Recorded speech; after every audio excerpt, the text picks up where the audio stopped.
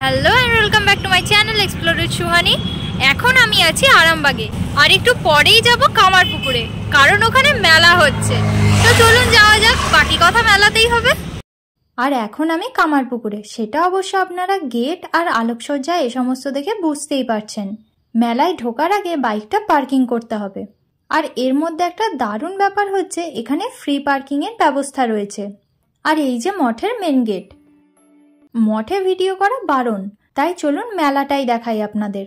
আর এই মেলা প্রতি বছর রামকৃষ্ণ পরমহংসদেবের জন্মতিথি উপলক্ষে অনুষ্ঠিত হয়ে থাকে। আর মেলার বাইরেই বেশ কয়েকজন বেতের বোনা জিনিসপত্র বিক্রি করছিলেন দেখলাম। আর মেলাতে ঢুকতেই প্রথমেই ডান দিকে দেখতে পাবেন পরপর জিলাপির দোকান, কিন্তু এইবারে আমরা সোজা না গিয়ে যাব বাঁ দিকে। আর বাঁ দিকে রয়েছে পরপর সব জামা কাপড় আর ব্যাগের দোকান, আর সাজের জিনিসের দোকান তো আছেই। এছাড়াও রয়েছে জুতো আর লোহার জিনিসপত্রের একটা দোকান। তার পাশে ছিল মোবাইল কভারের একটা দোকান। আর মেয়েদের জামা কাপড়, ছেলেদের জামা কাপড়, বাচ্চাদের জামা কাপড় আর ব্যাগের দোকান ছিল প্রচুর পরিমাণে। মানে ছোটখাটো একটা মলের সমান তো কালেকশন হয়েই যাবে। আর তার পাশের রোগুলোতে ছিল হরেক মালের দোকান। তাছাড়া চোখে পড়ার মতন ছিল আংটির একটা দোকান, কাঠের জিনিসপত্রের একটা দোকান, আর স্টিল, প্লাস্টিক ও চীনামাটির বাসন কোসনের কয়েকটা দোকান ছিল। তারই মাঝে কাঠের কাস্টমাইজেবল শোপিসের একটা দোকান।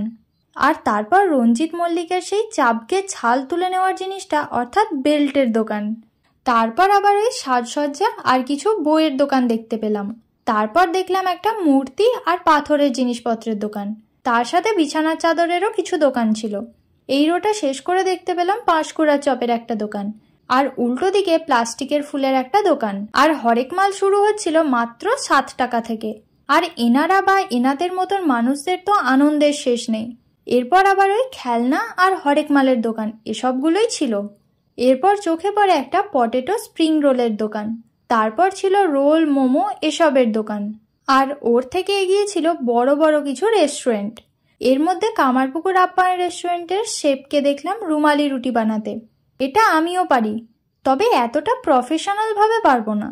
এরপর ছিল ঘুগনির একটা দোকান, তার পাশে একটা ছোট্ট রেস্টুরেন্ট, তার পাশে পাঁশকুড়ার চপের একটা দোকান। উল্টো দিকে পাপড়ি চাট, ফুচকা, ঘুগনি এসবের অনেকগুলো দোকান ছিল। আর পাশে ছিল বাদাম ভাজা, ঝুড়ি ভাজা এসবের একটা দোকান। এগুলোর পাশে ছিল বিভিন্ন রকম ফলের জুসের একটা দোকান, যেটা প্রতি বছরই এই মেলাতে থাকে। তার উল্টো দিকে একটা আইসক্রিমের দোকান ছিল। তার পাশে দীঘা ফিশ কর্পোরেশনের তরফ থেকে একটা ফিশ ফ্রাইয়ের দোকান ছিল।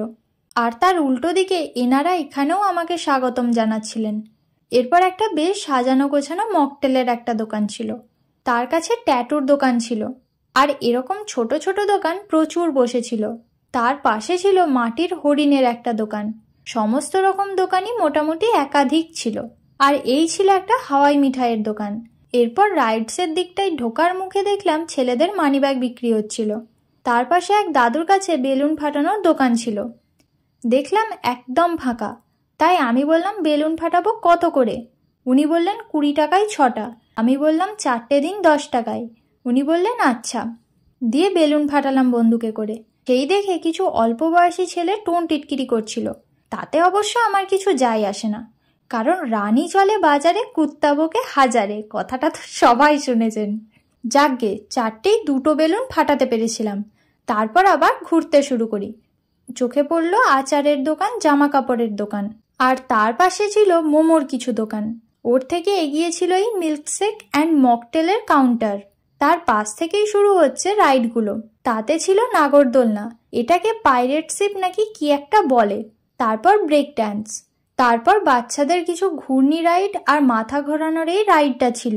বাচ্চাদের মিকি মাউস আর মিনি ড্রাগন, সঙ্গে বাচ্চাদের জাম্পারও ছিল। এরপর বেরিয়ে আসার পথে ছিল ফুচকা, ভেলপুরি আর পাপড়ি চাটের দোকান, যার মধ্যে আমি খেয়েছিলাম 25 টাকা দিয়ে পাপড়ি চাট, যেটা খেতে বেশ সুন্দর ছিল। আর দোকান ফাঁকা থাকায় কাকুকে বললাম আর একটু পাঁপড়গুলো দিন না। মানুষটা রাগ না করে হাসতে হাসতে প্রায় হাফ প্লেট মতন বানিয়ে দিলেন, দিয়ে অনেক গল্প করলেন আমাদের সাথে। বেরোনোর পথে আর একটা জিনিস খেলাম, সেটা হলো পনির চপ। এটাও বেশ ভালো ছিল। এবার বাইরে বেরিয়ে পড়েছি। মেলা নিয়ে নতুন করে তো কিছু বলার নেই। কামারপুকুর মেলা প্রতিবারেই আমার ভালো লাগে, এই বছরেও তার ব্যতিক্রম হয়নি। তো আজকের মতন বাই বাই কামারপুকুর।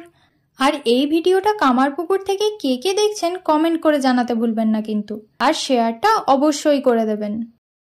তো কেমন লাগলো কামারপুকুর মেলা আমাকে কমেন্ট করে জানাবেন। আর আমার ভিডিওটা ভালো লাগলে অবশ্যই একটা লাইক কমেন্ট শেয়ার করে দেবেন। আর যারা চ্যানেলে নতুন তারা অবশ্যই সাবস্ক্রাইব করে পাশে থাকা বেল আইকনটাকে ক্লিক করে দেবেন যাতে আমার সব ভিডিওর আপনারা আপডেট পান। আর ফেসবুক পেজ থেকে দেখলে অবশ্যই পেজটাকে একটা ফলো করে দেবেন। দেখা হচ্ছে আবার পরের ভিডিওতে। আজকের মতন টাটা।